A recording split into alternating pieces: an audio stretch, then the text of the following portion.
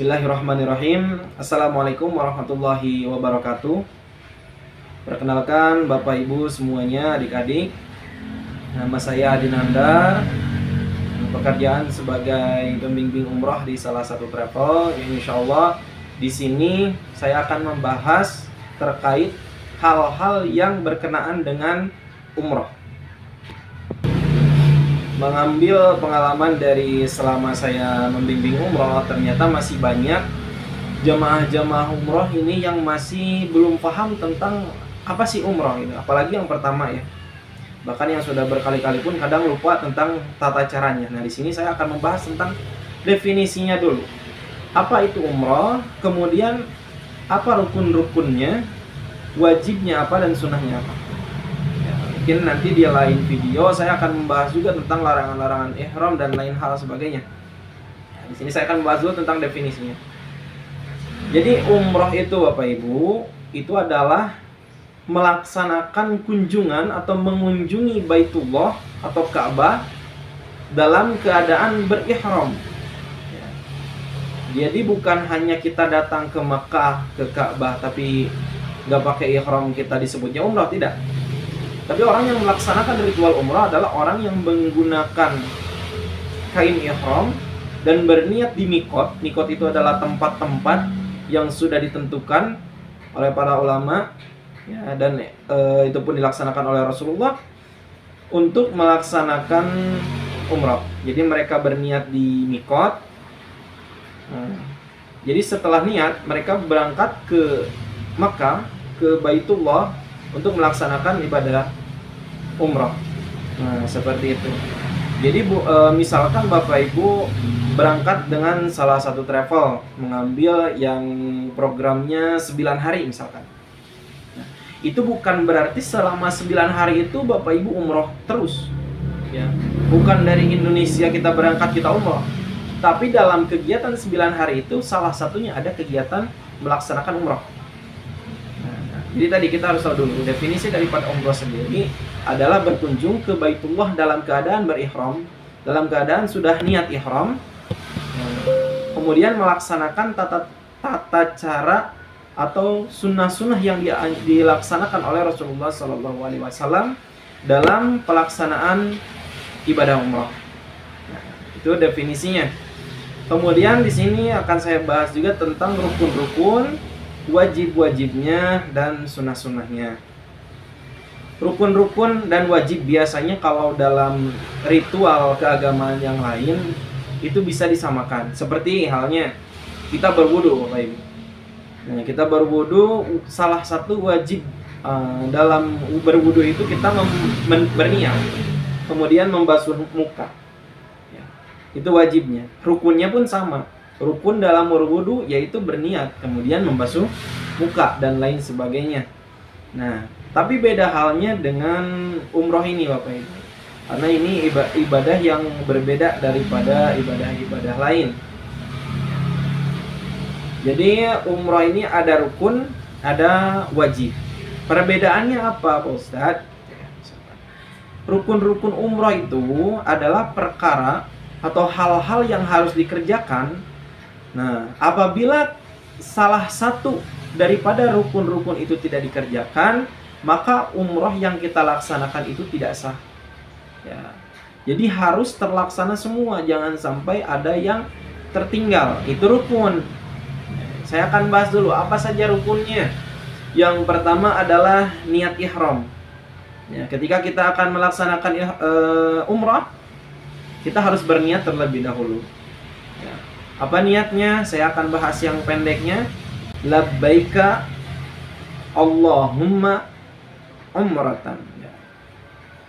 Kalau saya biasanya baca yang pendek karena mengingat banyak jamaah juga yang mungkin masih awam ataupun yang sudah dalam keadaan yang berumur, ya, sehingga saya memberikan niat yang mudah saja agar mudah dihafal gitu ya. Tapi tentu kita pun membimbing, kita pun membahas niatnya. Jadi kita bahas, kita ucapkan bersama-sama. Tapi tetap ketika kita sudah mengucapkan niat umrah, hati kita pun sama. Kita berniat untuk melaksanakan umroh. Nah, itu adalah rukun yang pertama, yaitu niat umroh. Ketika kita sudah berniat, Bapak Ibu, artinya kita sudah bertujuan untuk melaksanakan umroh, dan turunlah larangan-larangan ihram. Ya, hal-hal yang tidak boleh dilaksanakan ketika sudah berniat ihram sampai nanti diperbolehkan kembali. Nah, larangan-larangan tersebut mungkin akan kita bahas di video selanjutnya. Jadi yang pertama adalah niat ihram. Kemudian yang kedua, setelah kita berniat, kita melaksanakan tawaf. Tawaf itu berasal dari bahasa Arab tawafa yatufu. Artinya adalah berputar. Maksud di sini apa? Tawaf di sini adalah memutari Ka'bah atau Baitullah selama 7 keliling dengan sempurna. Jadi misalkan ini Baitullah, nah kita mengelilinginya selama 7 putaran, sebanyak 7 putaran dengan sempurna. Diawali dari rukun Hajar Aswad dan diakhiri juga di Hajar Aswad. Seperti itu pelaksanaan tawaf. Nah, jadi pertama niat, kemudian melaksanakan tawaf. Yang ketiga itu adalah sa'i. Apa itu sa'i? Sa'i itu adalah berjalan ya dari Bukit Sofa ke Bukit Marwah selama 7 perjalanan. Ya, jadi ini bukan 7 kali bolak-balik. Nah, misalkan di sini Sofa, kita ke Marwah, kemudian kembali ke Sofa, itu bukan 1 kali perjalanan, tapi 2 kali. Jadi dihitungnya gini, dari Sofa ke Marwah itu 1 kali, kembali lagi ke Sofa itu 2 kali, dari Sofa ke Marwah lagi itu 3 kali. Nah, artinya ketika kita hitung mulainya dari Sofa, sa'i itu sampai ke Marwah selama 7 kali, itu akan berakhir di Bukit Marwah. Nah, di sanalah akhir daripada pelaksanaan sa'i. Nah, kalau tadi kan tawaf kita diawali dari Hajar Aswad, memutari Ka'bah sampai ke Hajar Aswad lagi, itu baru 1 putaran, terus selama 7 kali. Rukun yang ketiga ini sa'i, diawali dari Sofa, diakhiri ke Marwah sampai 7 kali, dan pasti akan berakhir di Bukit Marwah. Ya, kalau misalkan Ustaz, saya kok berhentinya di Sofa, nah berarti itu salah hitungan, karena pasti berujung di Bukit Marwah, seperti itu. Nah, setelah sampai di Bukit Marwah, Bapak Ibu, kita akan melaksanakan rukun yang keempat, yaitu adalah tahallul. Tahallul adalah memotong rambut, atau dalam mazhab Syafi'i minimal itu 3 helai rambut kita potong menggunakan gunting, seperti itu. Jadi ketika kita sudah sampai di Bukit Marwah, sudah 7 kali balikan mulai dari Sofa ke Marwah, nah, kita tutup dengan tahallul, yaitu menggunting 3 helai rambut. Setelah melaksanakan tahallul, nah, ini ada bahasa Arab juga. Tahallul itu berasal dari kata halal. Nah, kalau tadi ihram itu berasal dari kata haram. Ya, jadi ketika kita berniat umroh itu semua larangan-larangan diharamkan gitu, gak boleh dilaksanakan. Tapi ketika kita tahallul nanti, setelah melaksanakan sa'i kita tahallul, semua larangan-larangan ketika kita menggunakan ihram, ketika kita sudah berniat untuk umroh, itu semuanya dihalalkan kembali. Seperti itu. Apa saja larangannya, nanti insya Allah kita akan bahas di video selanjutnya, agar tidak terlalu panjang videonya. Kemudian setelah tahallul, yang kelima yaitu tartib. Sama seperti halnya berwudu. Dalam rukun atau wajib terakhir itu adalah tartib. Tidak boleh berwudu, niat kemudian membasuh kaki dulu baru muka. Nah, artinya harus berurutan. Sama pun dengan umroh. Ya, Bapak Ibu, dalam pelaksanaan umroh yang pertama harus niat dulu, kemudian baru tawaf, kemudian sa'i, kemudian tahallul. Nah, dilaksanakan berurutan, tidak boleh ngacak. Ya, misalkan saya mau pengen tawaf dulu Ustadz, sa'inya nanti. Ataupun saya mau pengen potong rambut dulu aja baru niat nih, misalkan Bapak Ibu niat umroh, semuanya dilarang kan ya, ada larangan-larangannya. Biar halal saya mau mutahalul dulu. Nah, itu nggak boleh. Jadi harus dilaksanakan secara berurutan. Mungkin saya kasih permisalan. Mungkin untuk yang awam karena belum pernah ke sana dan masih belum terbayang, saya kasih contoh kecilnya. Misalkan ada seorang pemuda, dia berangkat ke masjid. Ketika itu di masjid sudah melaksanakan sholat di rakaat pertama. Ketika sudah baca Al-Fatihah, baca surat-surat pendek. Nah, si pemuda itu berpikir, wah, kalau misalkan saya wudhu dulu, saya pasti ketinggalan 1 rakaat. Oh ya udahlah, saya mah sholat dulu, baru wudhunya nanti setelah sholat. Nah, itu kan hal yang tidak mungkin karena sholatnya tidak akan pernah sah karena belum wudhu terlebih dahulu. Sama tadi seperti umroh. Jadi harus dilaksanakan secara berurutan. Tapi insya Allah ketika Bapak Ibu berangkat ke sana, apa yang dibahas akan mudah dilaksanakan karena tentu akan dibimbing oleh pembimbing-pembimbingnya. Seperti itu adalah rukun-rukun umroh. Kemudian apa bedanya dengan wajib-wajib umroh? Nah, kalau tadi rukun, itu apabila kita tidak dilaksanakan salah satunya saja, itu tidak akan sah. Beda sama wajib. Kalau wajib umroh itu perkara yang apabila yang harus dikerjakan pertama. Yang kedua, apabila tidak dikerjakan, masih tetap sah. Akan tetapi harus membayar dam. Apa itu dam? Itu adalah hukuman lah istilahnya. Ya, karena Bapak Ibu tidak melaksanakan salah satu yang wajibnya, ada bayaran-bayaran tertentu yang harus Bapak Ibu bayarkan karena pelaksanaan umrohnya yang tidak sesuai seperti itu. Ya banyak macam-macam damnya. Insya Allah nanti nauzubillah ya, semoga semua Bapak Ibu yang akan melaksanakan umroh semuanya dapat melaksanakan dengan baik, tidak ada yang terkena dam. Tapi kalau misalkan terkena dam, itu nanti ada ukuran-ukurannya, tergantung larangan-larangan apa ataupun hal-hal apa yang Bapak Ibu lewatkan selama pelaksanaan umroh. Ya, salah satu contohnya mungkin dari damnya itu yang kecil, memberikan makan fakir miskin ketika di sana, ketika di Makkah. Jadi sebelum pulang itu dam harus terbayarkan. Oke, kita bahas lagi tentang wajib-wajibnya ya. Yang pertama itu adalah niat umroh, itu tadi masuk ke rukun ya. Nah, kalau kewajib apa? Niat umrohnya di mikot. Ya, mikot itu adalah tempat-tempat berniat dalam melaksanakan umroh. Ya, jadi ada tempat-tempat khusus. Berbeda dengan sholat, kita bisa melaksanakan sholat di masjid, bisa melaksanakan sholat di rumah, ataupun di musola, ataupun di kantor yang ada musolanya dan lain sebagainya. Beda dengan niat umroh. Kita ada tempat-tempat tertentu yang memang kita harus ke sana dulu untuk berniat. Ya, salah satunya mungkin di Madinah itu ada Bir Ali atau Zulhulaifah. Nah, kita ke sana dulu baru berniat melaksanakan umroh seperti itu. Bolehkah kita berniat selain di mikot? Boleh. Ya, tetap sah. Yang penting sudah berniat, tapi harus membayar dam karena niatnya tidak di tempat-tempat yang sudah ditentukan.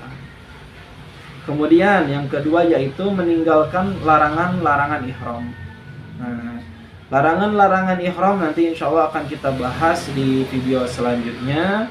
Yang pada intinya ketika kita sudah melaksanakan niat dalam hati dan mengucapkan di mikot, larangan itu diturunkan, dan tidak boleh kita melaksanakan itu semua yang dilarang. Saya kasih contoh satu, misalkan menggunakan parfum. Yaitu dilarang ketika sudah berniat.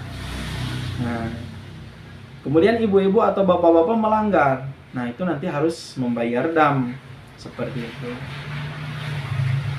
Larangannya cukup banyak. Nanti kita akan bahas. Nah, seperti itulah wajib-wajib umrah. Jadi ada perbedaan ya. Kalau rukun kita harus laksanakan. Apabila tidak salah satunya pasti tidak sah umrah. sedangkan wajib itu harus kita laksanakan juga.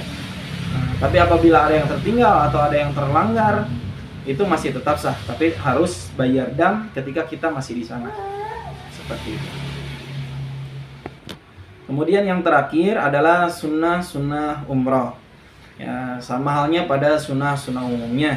Jadi sunnah itu adalah hal yang dianjurkan, yang dimana ketika kita melaksanakan itu semua, itu akan menambah pahala umroh kita. Dan apabila tidak dilaksanakan, itu umrohnya tetap sah dan tidak perlu membayar dam dan tetap terlaksana dengan sesuai syariat, seperti itu. Nah, tapi tentu ketika kita sudah tahu sunnah-sunnahnya, apa salahnya kita tidak menggunakan itu gitu. Kenapa tidak kita laksanakan saja? Ya, mungkin Bapak Ibu bisa membayangkan, Bapak Ibu dipersilahkan untuk mengambil emas sebanyak-banyaknya di suatu tempat. Gak mungkin ambil emasnya cuma 1 batang. Pasti pengen banyak ya. Nah, sama halnya ketika kita tahu, kalau memang kita tahu seperti apa pahalanya, tentu kita pasti ingin melaksanakan sampai sunnah-sunnahnya seperti itu. Nah, apa saja sunnah-sunnahnya? Saya akan bahas. Yang pertama yaitu mandi ihram. Ya. Jadi Bapak Ibu sebelum melaksanakan umrah, sebelum berniat, sebelum berangkat ke mikot, ya, mungkin Bapak Ibu nanti dari hotel itu Bapak Ibu mandi terlebih dahulu, diniatkan saja untuk melaksanakan mandi ihram. Ya, mandi baru nanti pakai pakaian ihram. Ya, niatkan saja mandi untuk berihram. Ini sunnah ya. Kalau misalkan nanti dalam keadaan yang waktunya mepet, ya tidak apa-apa, tidak dilaksanakan. Kemudian yang kedua, merapihkan rambut. Misalkan rambutnya yang panjang, pengen dipendekkan terlebih dahulu, boleh dilaksanakan sebelum berniat. Karena setelah berniat, nah itu termasuk nanti ke larangan-larangan ihram. Ya. Jadi agar larangannya tidak kita laksanakan, ada bagusnya disarankan rambutnya dirapihkan. Takutnya nanti nggak sengaja ketika kita sudah berniat ihram garuk-garuk, terus si rambut ada yang ke bawah. Nah itu nanti termasuknya melanggar larangan ihram dan harus membayar dam, seperti itu. Ya, merapihkan rambut. Yang ketiga yaitu menggunting kuku. Ya, menggunting kuku juga itu sunnah sebelum melaksanakan umrah. Kemudian memakai parfum. Nah ini boleh dilaksanakan menggunakan parfum, tapi sebelum berihram. Maka saya sarankan dan saya wajibkan lah ya, untuk menggunakan parfum itu ya di tubuh. Ya, semprot di tubuh. Jadi setelah Bapak Ibu mandi ihram, semprot di bagian tubuh. Jadi jangan di kain ihramnya. Ya, jangan di kain ihram, tapi di tubuh misalnya. Nah, baru menggunakan kain ihram, dan itu pun belum niat ihram ya, itu masih di hotel yang Bapak Ibunya. Ya, baru nanti dari hotel ke tempat mikot baru berniat, itu boleh. Tapi ketika sudah berniat menggunakan parfum, itu nantinya termasuk melanggar larangan-larangan ihram. Kemudian yang selanjutnya yaitu adalah sholat sunnah ihram. Setelah Bapak Ibu mandi, ya, kemudian pakai pakaian ihram, menggunting kuku, merapikan rambut, pakai parfum, ya. Kemudian sholat sunnah dilaksanakannya itu di mana? Bukan di hotel, tapi di mikot, ya, atau di tempat-tempat yang sudah dikhususkan tadi untuk berniat. Misalkan Bapak Ibu dari Madinah, berarti dari Zulhulaifah atau Bir Ali, berniat di sana, sholat dulu, ya, sholat 2 rakaat, sholat sunnah ihram, kemudian setelah itu baru berniat. Nah, kemudian sunnah-sunnah selanjutnya yaitu bertalbiyah, berzikir dan berdoa ketika kita sudah berniat ihram atau sudah berniat untuk melaksanakan umroh. Ya, perbanyaklah bacaan-bacaan talbiyah, labbaik Allahumma labbaik, labbaik la syarika lak labbaik, innal hamda wan ni'mata lak wal mulka la syarika lak. Nah, seperti itu. Ya, atau mungkin ingin mengganti dengan doa dan zikir, itu diperbolehkan. Kenapa? Menghindari dari larangan-larangan ihram. Apa saja yang dilarang? Ya, saya sebutin lagi salah satunya menggibah, menggunjing. Nah, daripada kita ngobrol nanti sama teman-teman jamaah yang lain atau mengobrolkan jamaah yang lain bahkan. Nah, daripada itu semua kita melanggar larangan-larangan, lebih baik kita perbanyak selama perjalanan dari mikot ke Baitullah di Mekah, kita perbanyak talbiyah, zikir, dan berdoa seperti itu. Nah, itu saja mungkin yang dapat saya sampaikan. Yang pertama tadi tentang definisi, yaitu umroh itu bukan selama itinerary atau selama program tersebut, tapi umroh itu adalah pelaksanaan dengan niat memang untuk melaksanakan ihram dari mikot, ya, untuk melaksanakan umroh dari mikot, kemudian pergi ke Baitullah dan melaksanakan tata cara umroh seperti itu, ya, dan ditutup dengan tadi tahalul setelah memotong rambut 3 helai. Semua larangan-larangan ketika sedang berihram itu semuanya sudah diperbolehkan. Ya, semoga apa yang saya sampaikan ini bermanfaat bagi Bapak Ibu yang ingin melaksanakan umroh ataupun yang belum berangkat. Semoga Allah mudahkan rezekinya sehingga bisa melaksanakan pelaksanaan umroh yang baik dan benar. Itu saja mungkin yang dapat saya sampaikan. Di video selanjutnya insya Allah kita akan bahas tentang larangan-larangan ihram dan lain sebagainya, hal-hal yang berkaitan dengan umrah, ya. Semoga semuanya bermanfaat. Jangan lupa juga apabila video ini bermanfaat untuk Bapak Ibu, di save videonya, ya, untuk bisa atau mengingatkan kembali untuk Bapak Ibu melihat video-video yang saya share selanjutnya, ya, agar bisa melaksanakan umroh dengan baik dan benar dengan saran-saran yang saya sebutkan tadi. Wabillahi taufiq wal hidayah, waridha wal inayah. Syukran. Assalamualaikum warahmatullahi wabarakatuh.